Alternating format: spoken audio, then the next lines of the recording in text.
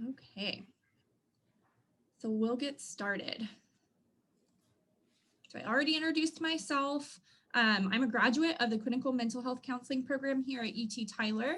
I'm also uber available. So if you have any questions after this presentation, I am your correct contact for sure. If I don't have an answer for you, I will reach out to one of the faculty members and get an answer for you. So definitely keep my contact information and I will send you a copy of this presentation afterwards. Okay, so the clinical psych program is a scientist practitioner program, meaning that it is designed in such a way to prepare you to be both a clinician and an academic researcher. And Dr. Combs and Dr. Sass, would you say that there is an equal emphasis in terms of the curriculum for both of those things? Yeah, I would say that because the way that our courses are set up, you have the research part, and then we have the clinical practicum part. And the clinical part is informed by research. And so understanding, being able to publish and design your studies is crucial to that. So they're integrated is kind of the way that we look at it. And additionally, we designed this program to be responsive to both national and regional needs. So we have 3 different tracks. Once you actually start the application process, you'll actually be prompted to pick one. That is, don't stress over selecting the correct one or whatever. We can always change it if need be. But we have a veterans and active duty military mental health track. We also have a rural mental health track and a geriatric mental health track. And if I am remembering correctly, there's a practicum associated with each of those types of underserved populations. Is that correct? Mm-hmm. Okay. True. Cool. Okay, so this is also an apprenticeship model. That's what we utilize for this program, meaning that when you're applying to the program, you're applying to work with a specific faculty member. That's crucial to remember when you're writing your essay. So I listed the 6 faculty members that we have here that will be accepting students for the fall 2021 semester. Basically, you'll work incredibly close with your faculty mentor to develop a program of research that will essentially guide your entire academic career. And I will touch on a little bit later how and when to best identify who that desired faculty mentor is. In terms of APA accreditation, I might let Dr. Combs speak to this if you have anything more to say about this, but it is a good question to have. Lots of students ask about, why we aren't APA accredited, and that's because we're still in our infancy. We accepted our first cohort of students in fall of 2019, so we are on track to apply for contingent accreditation. We really have no reason to believe that we won't be successful in that pursuit. But we can't apply for it until we have our first cohort of students in practicum, which should occur in the fall or the summer. Is that right, Dr. Combs? Summer or fall. Okay. Yep. Do you have anything else to add, or is that accurate? No, I mean, I think assuring that we're working toward it, and it'll be in place once we apply. There's a site review and that kind of stuff. So, I mean, our goal is to have an accredited program, and so we're gonna pursue that as we move forward. But yeah, it's not gonna. It takes several years to get ready to apply, and since we're new, we have to follow the steps for that. Yep. Mm-hmm. Okay, I'm going to give you a quick rundown of the application process itself. So we have an overarching graduate school application. There is a $50 application fee associated with that. But if you did, after we go through everything, decide that you wanted to apply for the fall 2021 semester, I can offer you a application fee waiver. So I'll touch on that at the very end. So we'll talk about that. We obviously need all official transcripts from all universities you've attended. We do need GRE scores that are valid from within the last 5 years because ETS throws away your scores after that. We need a department information sheet and a statement of purpose. I'll go into a little bit more detail about that later on. We need 3 letters of recommendation. And then once we collect all that data, all that information, our faculty will sit down, review everything we have, and then we will select a group of students for interviews. The fall 2021 deadline is January the 15th of 2021. I put this here. We anticipate our competitive applicants to have a 3.0 or higher GPA, GRE scores at the 50th percentile or above, but I do have a note about the GRE a little bit later in the presentation. And then at least 12 credit hours in psychology, ideally stats, research methods, abnormal psychology, history and systems. And then we also want you to have some previous research experience and definitely interest. Okay, so for the statement of purpose, I copied and pasted the prompt that we have here, but the real focal point here is that this is where you're gonna identify what your research experience and interests have been and who you want to work with in terms of a faculty mentor. So you're gonna be talking about work you maybe did during your undergraduate career, perhaps something you've done in your professional career if it's relevant to the research process. And you're also going to want to talk about all of the roles that you played in that research process, whether it was part of data analysis, statistical analyses, manuscript preparation, whatever it is. This is where you really have to focus on that. And like I said, this is where you're going to denote which faculty mentor or mentors you see yourself working with. So who should you apply to work with? This is kind of a loaded question that'll take some time on your part. You'll have to do some research and some careful consideration about your personal research interests and experiences. So I have linked the faculty research bios and CVs. That's probably the best way to become most up to date with the work that our faculty are currently doing. I mentioned this, and Dr. Combs and Dr. Sass, correct me if I'm wrong, but it's okay to mention more than one faculty member that you could see yourself working with, as long as it makes sense. Once you go over two, it kind of becomes like you're grasping at straws and trying to make something work with everybody. Would you guys agree with that? Yeah, definitely. I mean, and I think a lot of faculty do have overlap, and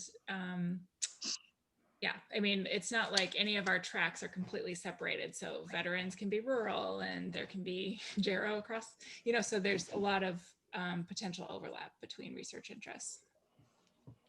Yeah, and I kind of include this tip here that you don't have to have an exact perfect match. You don't have to be doing exactly what Dr. Sass is doing for it to make sense for you to work with her, but they do need to be able to read your essay and say, you know, with my expertise, I can help Dina with this research project.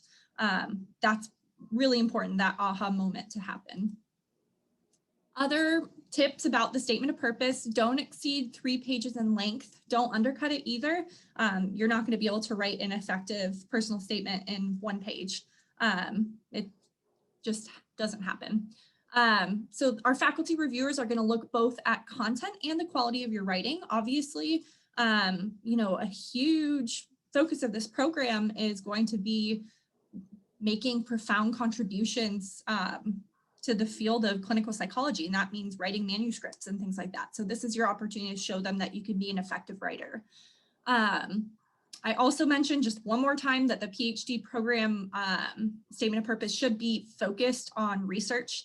And I emphasize that because I wasn't sure if we were going to have any of our master's level students in here too. When you write for our program, when you write a statement of purpose for the master's level program, you can focus a little bit more on the journey of why you're interested in clinical psychology or why you're interested in studying to become a therapist. And those can be parts of your statement of purpose, but would you guys both agree also that you're really looking to make sure that you don't have to start from scratch with them in terms of research? Yeah, I mean, I think the biggest predictor I've read of getting through graduate school is actually having research experience. So if a student is applying and doesn't have any research experience, they're at a major disadvantage because they don't really know what they're getting into with the research piece.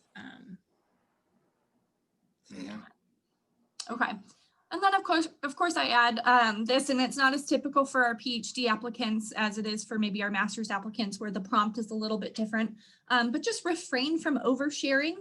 You don't want to share anything that you wouldn't want all of the faculty members in the clinical psych department to know about you. It's as simple as that. Okay, so next, 3 letters of recommendation.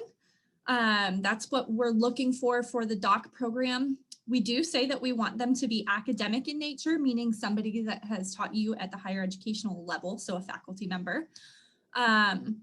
Dr. Sass and Dr. Combs, one of the questions that I've gotten quite a bit is, what about students who have been out of school for a while? What are your thoughts?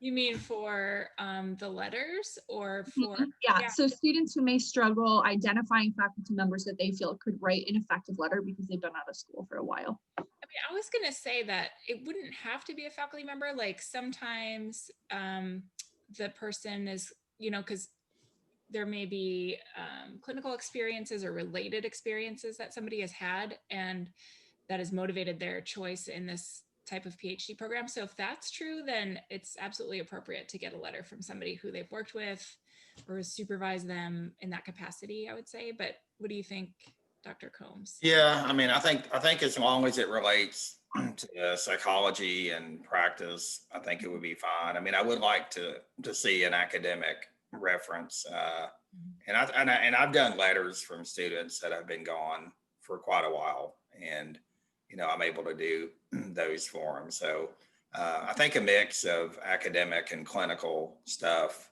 would be fine. I mean, you know, we don't want letters from friends and employers unless it's a psychological kind of, you know, job.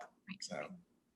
Yeah, that's kind of the advice that I give students as well, is sometimes you'll be surprised at faculty who can identify you from years and years ago, especially if you provide them with some context. So, I mean, it's always good practice, obviously, to ask somebody first before you use them as a reference, but also to provide them with a copy of your most up-to-date resume or CV, and then a list of things that you hope that they're able to include in their letter of recommendation. So maybe reminding them of, oh, sweet baby. Maybe reminding them of a project that you worked on in their course, or what semester you took their course, what grade you earned, you know, a topic of a paper that you wrote, those types of things. So don't discount it before you attempt to write a letter, to request a letter of recommendation. And that's kind of the tips that I have listed out there as well. Okay, a quick note about the GRE. It's okay. A quick note about the GRE. We do a holistic review of applicants, meaning that there is no one piece of an application packet that weighs more than another. So please don't let our statement of the fact that we believe some competitive applicants will be at the 50th percentile or above for the GRE scores to discourage you from applying to the program. We still want students to apply, and we have had students be successful in their pursuit of admission who did not meet that threshold. Do you guys have anything else to say about that? Yeah, I mean, we're actively trying to get rid of the GRE as part of our application I'm process. glad you said it. I didn't know if I could say it, so I didn't, but. Fall of 2022, we plan not to have it. So I just want that to be noted for the record. That's happening right now. We're doing a program form change and it's a whole process, but the idea is to have a more holistic review, and you can certainly, I don't know if we'll let people include GRE if they want to, but it's not going to be a requirement. Yeah, so if you are interested in applying for fall of 2021 though, we have to require it, but if you don't score as high as you hope, please don't let that discourage you from submitting your scores and actually finishing the application. Okay, so you submitted your application, now what? Like I said, we have a hard deadline of January the 15th. The faculty review of applications will occur over the next 3 weeks, and we'll do interviews with a select group of students in mid to late February. We have to make our offers of admission no later than April the 1st, and students will be expected to accept or deny their offers by April the 15th. Also, students will be notified of their full financial assistance at the time of the offer. So in case you're considering other schools or other programs, you'll have that information to make that decision. Okay, speaking of financial assistance, I did copy and paste our anticipated financial assistance for students. Ends up being about $24,600 each academic year. I'm assuming dependent on positive academic performance throughout the time in the program. We do have a 50% tuition scholarship, There's a graduate school scholarship that you'll get each year. And then of course, we have a 19.5 hour teaching or research assistantship that you'll be guaranteed essentially. And that ends up being about $17,000 each academic year. So we definitely do provide aid to our doctoral students. Oops. Transfer credit. Do you have any transfer? Do you have a master's degree of any type? Okay, so I'm not even going to talk about this because you don't have any graduate credit. Yeah. This is just a quick breakdown of the degree. It is a 5-year program. There's a thesis and dissertation involved. It's a cohort model, so you will start and finish with the same students. Summers are a little bit lighter, as you can see, to make time for research and working with your faculty mentor on that. We do require that you complete 1 year of the pre-doctoral internship that happens during your last year. And also, you know, the independent practice of psychology does require a state license. So I like to mention to students that if you plan on living out of state, to become familiar with that state's licensure as well. So students who complete our program will have the experiences that they need to apply for licensure in Texas. Is that correct, guys? Not quite, because so they'll have all the experiences they need for internship. Internship will set you up for licensure in any state. Okay. At the doctoral level, if you meet, like, you do need to think about where you're going to live.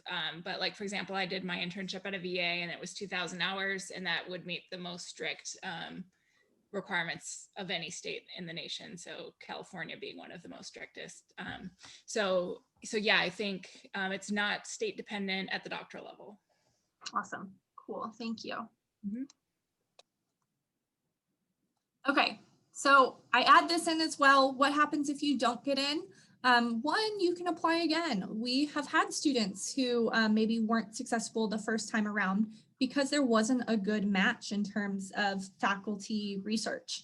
And like I had mentioned at the very beginning, that's probably one of the most important predictors of whether or not a student will be admitted to the program, is whether or not there's a faculty member out there who does research comparable to what the student professes to be interested in. So you can apply again. But I also want to mention that we have an excellent master's level program, and you said that you don't have a master's degree, correct? So you can definitely, the way we have our admission cycle set up is that you can apply for the doctoral program, and if you don't get admitted, we can consider you for the master's level program. And instead of only accepting 6 students a year like we do for the doctoral program, we accept 20 to 30 students into our master's program each fall and spring semester. So our clinical psych master's program, it's a 60-hour program, and it prepares you with all the experiential and academic experience that you need to become an LPA in the state of Texas, which is a licensed psychological associate, essentially a therapist who is able to practice independently now as of a few years ago. I have a little breakdown of the degree plan. I won't go too far into it, but like I said, I will send you all this information. The application process, everything's the same. We would take your application from the doctoral program, use it to consider you for the master's program. The only thing I would ask you to do in that interim period between not getting accepted to the doc program and being considered for the master's would be completing a background check, because we do require that for admission for the master's program. I do have a couple of frequently asked questions that students typically would like a faculty member's perspective on. So I'm going to turn those over to Dr. Sass and Dr. Combs. But first, I want each of you to just briefly describe your research interests. So Dr. Sass, you want to start? Sure. So I have evolved over time, but my research interests are really looking at treatments and prevention of anxiety and depression primarily, but also anything that is related to those states, like you know, trauma, substance abuse are comorbid, and then I look at different age groups now. I used to only look at adults, but I've been branching out into adolescents and youth in terms of the prevention angles, and just trying to improve treatments and not just focus on things like symptom reduction, but also wellness increases. So that's kind of, so I know that's not your area, but that's what I'll say about my interest for now. Dr. Combs? Yeah, so my research areas are schizophrenia, delusions, paranoia, kind of the severe psychosis part. And most of my recent work has been on paranoia, delusional ideation in college students and then in clinical populations. Um, Develop different tests on how to measure that. Do a lot of writing on treating schizophrenia with cognitive behavior therapy. Interested in diagnosis, assessment, stuff related to that. And so that's what I've been doing for 20 or so years professionally. So anything schizophrenia, psychosis, delusions, that's my area. Awesome. So we talked a little bit about the personal statement, but I wanted to see, in your opinion, what is the most important thing for students to include in a personal statement? And Dr. Sass, you want to start? Sure. I mean, so I think that personal statement needs to convey a lot of things. And I think Christy covered this really well. Like, so we're looking at writing, we're looking at fit, looking at the logic of why this program, and that usually comes at the very end of the personal statement. And then kind of the journey to the program is what's covered prior to the end of the personal statement. And so kind of all of that's very professional. So it's like, you know, here's what I did for undergrad, here's why I was attracted to it, here's what I'm doing now, just kind of not necessarily like a chronological summary, but a logical summary of like what's kind of led you to where you are now. And then it all has to come down to the fit, like why this program, why this mentor. And if that's not there, I think that kind of kills an application, frankly, because it doesn't look, I mean, it just doesn't look like it's well thought out. Or so I've seen some applications, for example, that will be like, I want to work with, and they list all 6 people, and everything that's come before is very disconnected, and there's not a clear, coherent, like, here's what I want to do with this degree, or this is why I'm applying for a PhD in clinical psychology. All of that's kind of missing. And so it's like, okay, why would we interview this person? Because it just doesn't seem like there's a good fit. But Dr. Combs, I don't know what you'd say. Yeah, I mean, yeah, that's basically the same. I mean, I just want to get an idea of what they want to do, and, you know, is there a match, and could I see working with this student for the next, you know, 3 to 5 years? And, you know, can I trust them to come in and work with me on research, and really, you know, what's the training, what's the background? And so all that's important. And I think mentioning faculty, mentioning what you want to do is really important. So I read it and I look at the fit. Is there a match between what they want to do and what I'm doing primarily? Awesome. Okay, so next question is, what do you perceive to be the most important part about a student's application? Like, we're talking out of GRE, GPA, match, research experience, those types of things. Dr. Combs, do you want to start? I would probably say the fit to me is most important, followed by the research experience. I can train students on how to do research, but they have to kind of match my thinking and what I want to do professionally. So if the fit's not there, it's going to be a struggle. And so fit would be number 1, research would be number 2. And of course, we always look at letters and GRE scores just to kind of round things out, but fit, research experience. Yeah, for me, I'd say fit. And kind of along with that research experience is those letters of recommendation, which kind of convey, and sometimes they come from clinical supervisors, and those hold weight for me too. In a clinical program, you really want folks that don't mind working with people because we're trying to train well-rounded folks in our program. So we're not just like what they call Research 1, which is a lot of PhD programs that they're only trying to train researchers. We're trying to train well-rounded folks that could go on and do research. They could do clinical work. But the applicants who have both research experiences and clinical experiences, I weight a lot more than somebody with just clinical or with no research experience.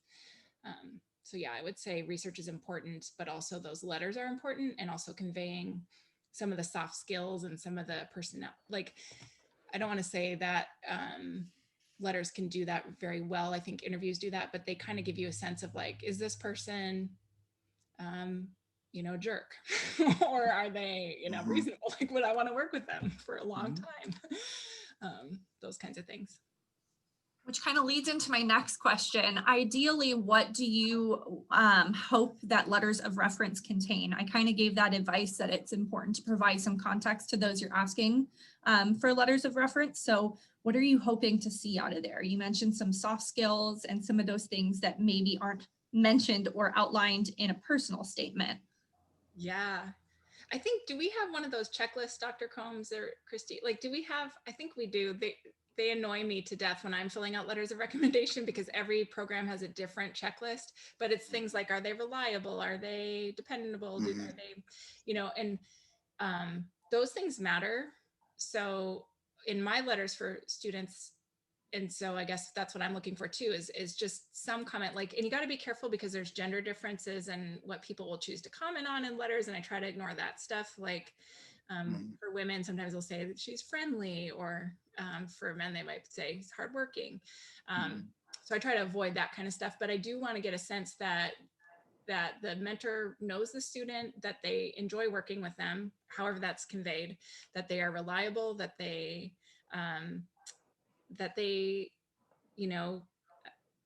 would trust them, would even, one of the questions sometimes is, if you had a PhD program in this area, would you accept this student? That can be telling. So those are just some of the things, but I think really just like communicating that they have a relationship with you, that you've done something important with them, and that you're not a jerk. I look for those things. I don't know about you, Dr. Combs. Yeah. I mean, that's kind of where they go. I mean, depending on how you worked with them or not, if they're a research mentor, I mean, we want to know about your academic performance. We want to know about your research, any clinical training, and then interpersonal stuff. How do you get along with people, your demeanor. So those are kind of the standard areas. So, yep. Great. Okay. Awesome. Okay. So only one or two more questions I have, but what type of a time commitment are students who are applying to this program? What should they anticipate if they're accepted into the doc program? And Dr. Combs, you want to start? Well, it's a full-time program. So, you're going to be on campus working most of the time. I mean, we're going to pay you for your 19 hours of work, and then you're going to have, 3 or 4 classes. So basically it's kind of similar to a full-time job. I mean, you're going to be studying, you're going to be reviewing, you're going to be doing research work.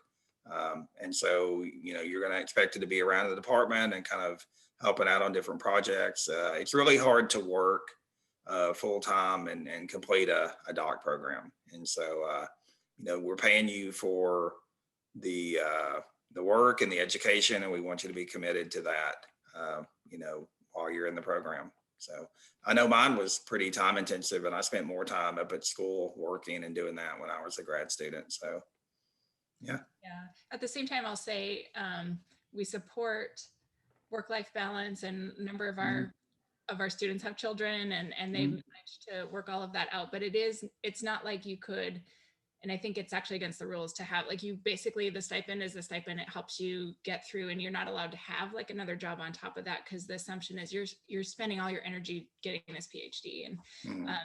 And so, like, yeah, so that often means that there needs to be partner support or family support or other support networks that help pick up the slack financially, and also with other needs in the family and things like that.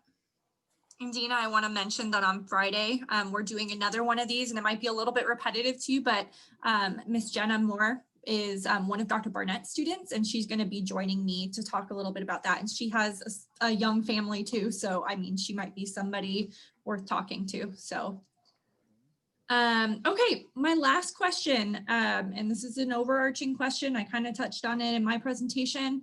What advice do you have for students who apply and don't get admitted, who still very much want to pursue a PhD in clinical psychology? This is a competitive program. We can only accept 6 students a year. So what type of advice do you have?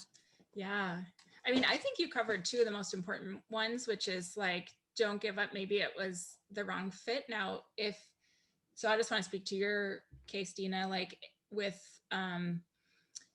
it being Alzheimer's and dementia, you might want to look at other programs that also have that focus. And so sometimes it's just the fit with the person just isn't the best, but if you were to tweak it slightly, another program might be better. So I'd always encourage you to, when you're applying to PhD programs, you know, don't put all your eggs in one basket. And I think I applied to like 10 when I applied, and some of our students are applying to like 20, which I think is a little overkill. But the point is that like, yeah, like you might have some geographic constraints, but try not to like get overly focused on one program. And you can certainly try again. You can certainly try to beef up the experience. Let's say the feedback is you don't have enough psych experience. Well, then maybe you can round it out with a course or get some research experience that helps you have more of psych-mindedness or something that would help you with your application. What about you, Dr. Combs? What kind of advice do you have? Yeah, you know, just if you don't get in, I mean, you know, I went through the master's program at UT Tyler to get me, you know, more research and kind of, you know, look and make sure I really wanted to do it. Kind of assess your overall application and figure out where you're weak at and start spending the time maybe working on those areas.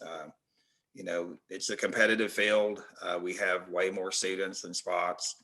And sometimes going through a master's program and, you know, working on some research and strengthening that makes a big difference. And so unfortunately, rejection is part of the, you know, the norm in psychology programs. And that's why you have to broaden out and apply to different programs. And there'll be a fit or a place somewhere that will be, you know, academic home, but you can't give up. You just got to kind of keep working at it. So. Mm-hmm. And I will say too, like if like don't hesitate to reach out after the fact and ask why didn't I get in. And I know that sounds pretty vulnerable, but you could certainly reach out to mentors and say, hey, I just want to strengthen my application, or I really feel like I am a good fit, or I just want to improve, like could you give me some feedback? And I think most folks would be receptive to that. Yeah. Well, those were all the questions I had prepared for you guys.